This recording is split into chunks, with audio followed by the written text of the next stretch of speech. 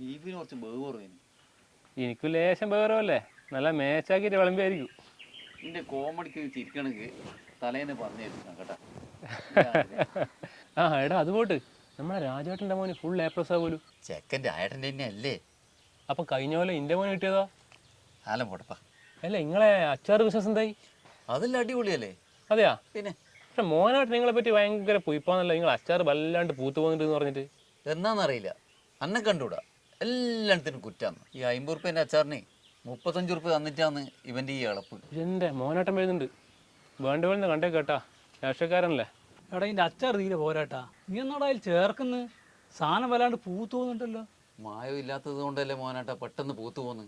നിങ്ങളുടെ ചായക്കടയിൽ എന്തുകൊണ്ട് ഈച്ച വരുന്നത്?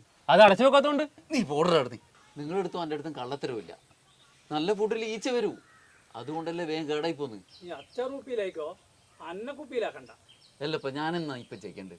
അല്ല പെട്ടെന്ന് പൂക്കാത്ത ഒരു അച്ചാർ എനിക്ക് തരാൻ പറ്റുമോ? ആ തരാം.